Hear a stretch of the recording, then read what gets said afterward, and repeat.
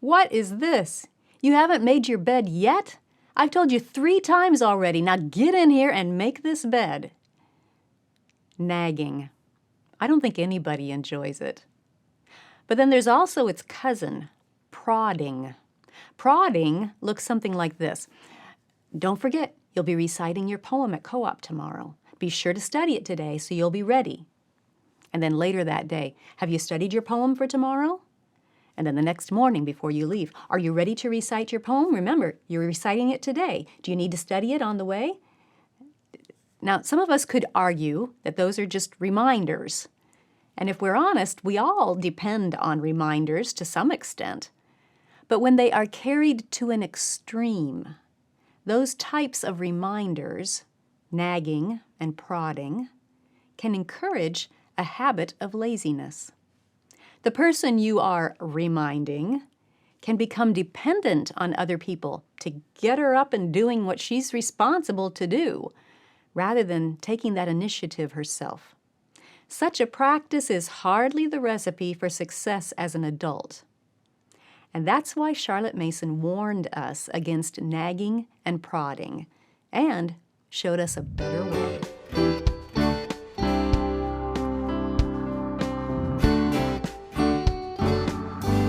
Welcome to the Simply Charlotte Mason podcast. I'm Sonia Schaefer. Sometimes it's easy to think that Charlotte Mason was an extremist. Say something once, and once only, don't ever say it again. But as we discussed last time, that's not what Charlotte meant. Charlotte was actually trying to warn us against going to an extreme. The extreme of repeating ourselves so often that those reminders turn into nagging and prodding. Check the description for a link to that episode on not repeating yourself.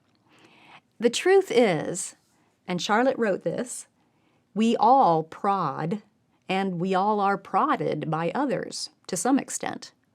That's just life together. We help each other and remind each other of what is important. But she wrote, what we must guard against in the training of children is the danger of their getting into the habit of being prodded to every duty and every effort. School Education, page 39. Prodding is like poking. It carries the idea of getting a stationary person up and moving. The problem is when a person habitually depends on someone else to prod them. They don't get used to putting forth their own effort to think about or initiate their own action in order to fulfill their responsibilities. Such a dependency can form a habit of not doing any task, not doing what is rightly expected of her, unless someone reminds her. Charlotte was concerned about that bad habit because it reinforces a weak will. A weak will takes no initiative of its own. It simply does what others tell it or what it feels like doing. A weak will is driven by emotions rather than responsibility. Our goal as parents is to help our children become the best version of themselves that they can possibly be. And a big part of that picture is helping them grow in this aspect of making themselves do what needs to be done, even if it's hard and even if they don't feel like doing it. That kind of strong will is what is required to succeed in life. So how do we encourage them in that growth and avoid nagging and prodding, especially in things like chores and school assignments? Well, let me give you a few ideas, and then we'll take a look at 2 stories that walk through how those ideas can be applied effectively. Here are the ideas. First, give your child thorough training in the task. Basically, any chore or task can be taught to your child in 5 steps. Step 1, I do it and you watch me. Step 2, I do it and you help me. Step 3, you do it and I help you. So now the child takes the lead and asks for your help as needed. And then step 4, you do it and I watch you. And step 5, you do it and I check it. Now, how long you spend on each step depends on the child and the task you're teaching her, but this is where it all begins. If you've been listening to our podcast very long, you're probably familiar with those steps.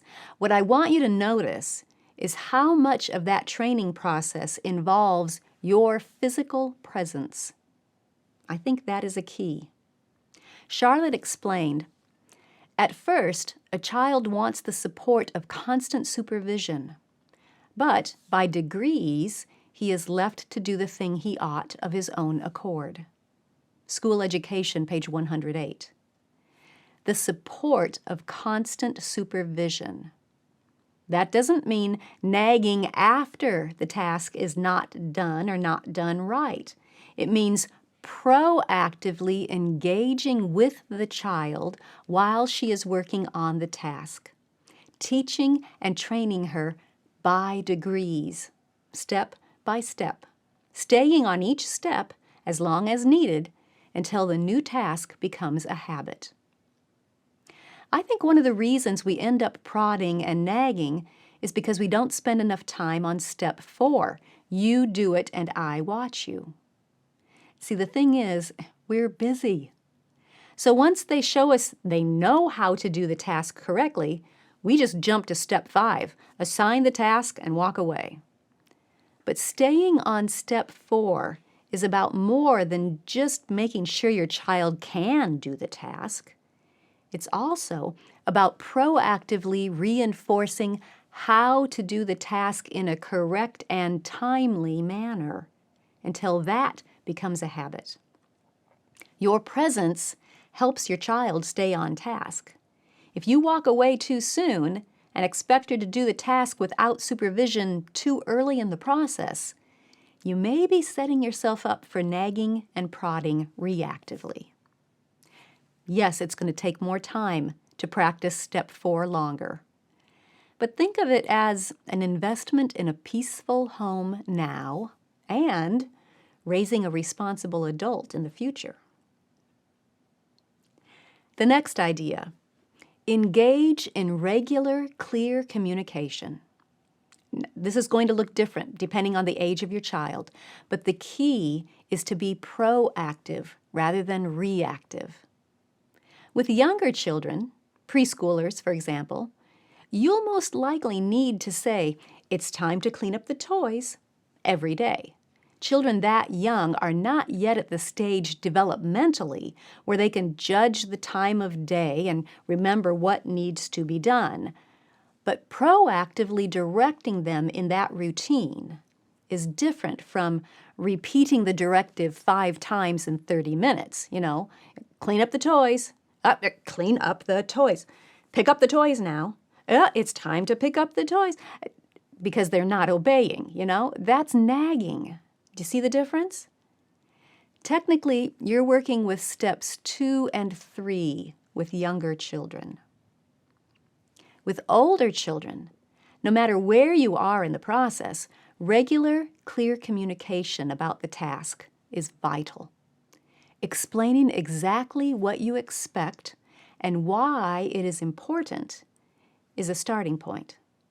And as you work through the steps, you can ask your child what she thinks is working and not working. Have her evaluate herself and describe what kind of job she thinks she's doing. Then share what you have noticed. If she's been slipping into depending on your prodding lately, mention that fact and ask what she could do to help her remember for herself. Keep the communication ongoing. Sometimes we assume the child understands exactly what we expect, when she really has a different picture in her mind. So regular, clear communication is a helpful, proactive tool in this process. The third idea is to keep your expectations consistent. If one day you expect things done this way, and the next day you expect them done that way, your child is going to have a hard time fulfilling your expectations consistently because they keep changing.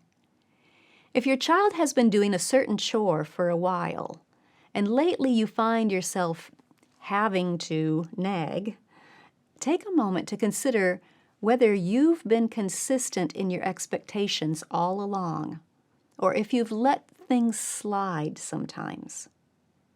We can't expect consistent effort on the child's part if we don't keep our expectations consistent. If things have been slipping, you may need to go back a few steps. Back up to constant supervision and get that habit reestablished. Fourth idea, use appropriate consequences. They can be good consequences or bad. Both are effective, but they should always be either natural consequences or educative. That is, consequences that educate, not just a punishment.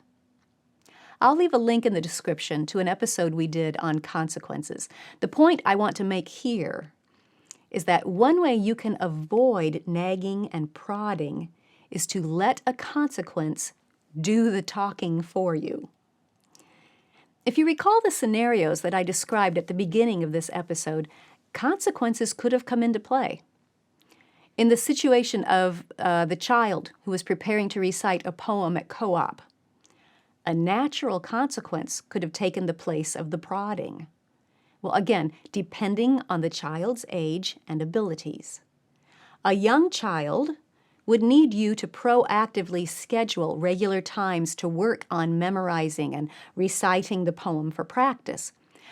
But an older student should take the responsibility for that commitment. You could work with her to help her set up a plan for learning and practicing the poem, but then it should be her responsibility to put the plan into action, not yours.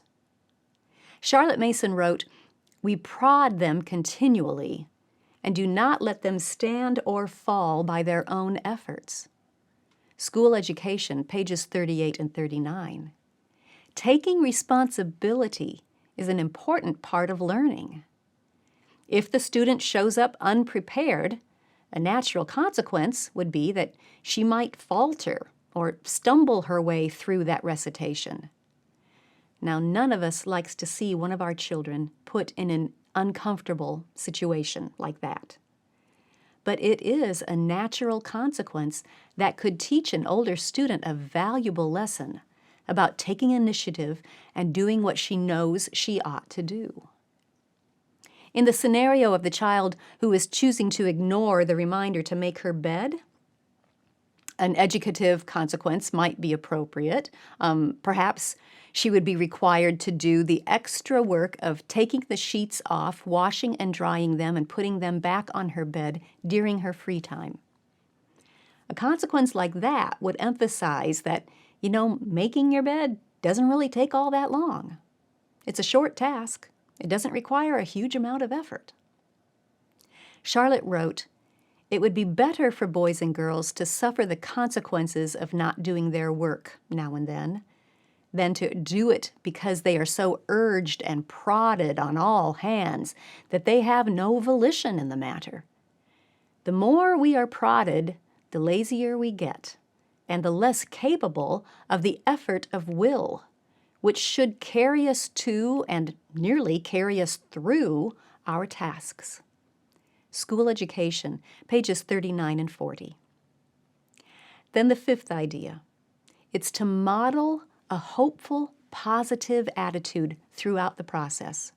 This is about coming alongside your child and helping her do the hard work of strengthening her will, so she will be able to do the right thing even when it's hard.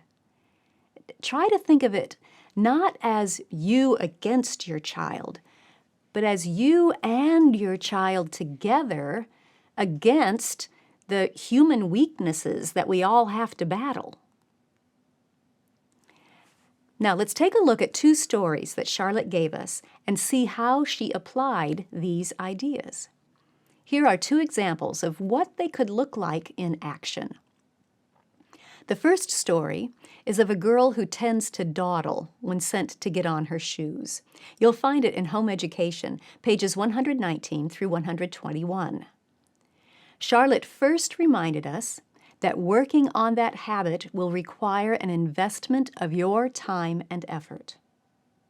This inveterate dawdling is a habit to be supplanted only by the contrary habit, and the mother must devote herself for a few weeks to this cure as steadily and untiringly as she would to the nursing of her child through measles. Then she emphasized the importance of communication. Having in a few, the fewer the better, earnest words pointed out the miseries which must arise from this fault and the duty of overcoming it, and having so got the sadly feeble will of the child on the side of right doing, she simply sees that for weeks together the fault does not recur. But how does she do that? Well, by staying on step 4. You do it and I watch you. The parent's physical presence is a key here. The child goes to dress for a walk. She dreams over the lacing of her boots, the tag in her fingers poised in mid-air, but her conscience is awake. She is constrained to look up, and her mother's eye is upon her, hopeful and expectant. She answers to the rein and goes on. Midway, in the lacing of the second boot, there's another pause, shorter this time. Again she looks up, and again she goes on. The pauses become fewer day by day, the efforts steadier. The immature young will is being strengthened, the habit of prompt action acquired. After that first talk, the mother would do well to refrain from one more word on the subject, the eye expectant, not reproachful.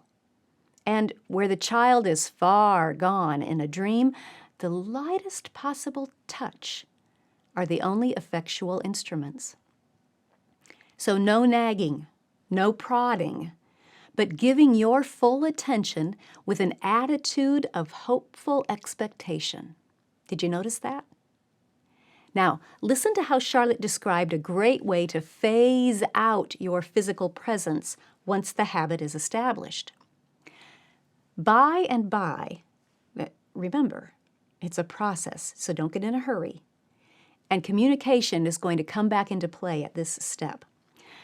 By and by, do you think you can get ready in 5 minutes today without me? Oh, yes, Mother. Oh, do not say yes unless you are quite sure. I will try. And she tries and succeeds. See how you can gradually replace your physical presence with a time limit. But we're not finished yet. Now we need to remember to keep our expectations consistent, especially at this stage in the process. Charlotte wrote, "Now the mother will be tempted to relax her efforts, to overlook a little dawdling because the dear child has been trying so hard. That is absolutely fatal. The fact is that the dawdling habit has made an appreciable record in the very substance of the child's brain. During the weeks of cure, new growth has been obliterating the old track, and the track of a new habit is being formed. To permit any reversion to the old bad habit is to let go all this gain. To form a good habit is the work of a few weeks. To guard it is a work of incessant, but by no means anxious, care. Watchfulness is necessary, but not anxiety, just consistency." Charlotte wrapped up this story with a word about consequences. One more word. Prompt action on the child's part should have the reward of absolute leisure, time in which to do exactly as she pleases, not granted as a favor, but accruing without any words as a right. All of these ideas are involved. Thorough training. In this example, the story starts at step 4. The parent had already taught her child how to put on her shoes. Okay? Good communication is involved, consistent expectations, appropriate consequences, and a hopeful, positive attitude. Here's one more story that involves those same ideas, but in a different scenario. And you can find this one in Home Education, pages 122 through 124. In this story, the parent wants the child to learn a new habit of closing the door behind him, both when entering a room and when leaving. Now, just to set the stage a bit, remember that Charlotte lived in Victorian times, and houses in Victorian times had a fireplace in most rooms, as well as doors on those rooms. Shutting the door was important to keep the heat in. It was a courtesy to others who might be sitting in that room. Okay, so do you have the mental picture? All right, let's see how those ideas are applied in this situation. It starts with communication. Johnny, she says in a bright, friendly voice, I want you to remember something with all your might. Never go into or out of a room in which anybody is sitting without shutting the door. But if I forget, Mother, I will try to remind you. But perhaps I shall be in a great hurry. You must always make time to do that. But why, Mother? Because it is not polite to the people in the room to make them uncomfortable. But if I'm going out again that very minute, still shut the door when you come in. You can open it again to go out. Do you think you can remember? I'll try, Mother. Very well. I shall watch to see how few forgets you make. There's a brief conversation that makes it crystal clear what the habit is that needs to be worked on, why we're working on it, and what it should look like. Now let's read on and you'll see how the parent uses communication effectively without nagging or prodding. For 2 or 3 times, Johnny remembers, and then he's off like a shot and halfway downstairs before his mother has time to call him back. She does not cry out, Johnny, come back and shut the door, because she knows that a summons of that kind is exasperating, to big or little. She goes to the door and calls pleasantly, Johnny. Johnny has forgotten all about the door. He wonders what his mother wants, and stirred by curiosity, comes back to find her seated and employed as before. She looks up, glances at the door, and says, I said I should try to remind you. Oh, I forgot, says Johnny, put upon his honor, and he shuts the door that time, and the next, and the next. Now notice how the mother doesn't say what to do. She puts that responsibility on Johnny because they've already had that little talk and he knows what habit they are working on. If he needs a reminder, she just glances at the door. She's on step 4. You do it and I watch you. And little Johnny is going to need to stay on this step for a while to get that habit ingrained. But Charlotte pointed out that 2 things are crucial to remember during this part of the process. But the little fellow has really not much power to recollect, and the mother will have to adopt various little devices to remind him, but of 2 things she will be careful: that he never slips off without shutting the door, and that she never lets the matter be a cause of friction between herself and the child, taking the line of his friendly ally to help him against that bad memory of his. 2 things: consistent expectations, shut the door every time, and that hopeful, positive attitude that is so important. All right, now Charlotte continued, just as she did in the story about that girl putting on her shoes. She's going to remind us that even after the habit is ingrained, we need to stay watchful and keep those expectations consistent. In this story, Charlotte described the slippery downward slope that can occur when we lower our expectations. By and by, after, say, 20 shuttings of the door with never an omission, the habit begins to be formed. Johnny shuts the door as a matter of course, and his mother watches him with delight come into a room, shut the door, take something off the table, and go out, again shutting the door. Now that Johnny always shuts the door, his mother's joy and triumph begin to be mixed with unreasonable pity. The poor child, she says to herself. It's very good of him to take so much pains about a little thing just because he is bid. She thinks that all the time the child's making an effort for her sake, losing sight of the fact that the habit has become easy and natural, that in fact Johnny shuts the door without knowing that he does so. Now comes the critical moment. Someday Johnny is so taken up with a new delight that the habit, not yet fully formed, loses its hold, and he is halfway downstairs, before he thinks of the door. Then he does think of it, with a little prick of conscience, strong enough not to send him back, but to make him pause a moment to see if his mother will call him back. She has noticed the omission and is saying to herself, the poor little fellow, he's been very good about it all this time. I'll let him off this once. He, outside, fails to hear his mother's call and says to himself, fatal sentence, "Oh, it doesn't matter," and he trots off. Next time he leaves the door open, but it's not a forget. His mother calls him back in a rather feeble way.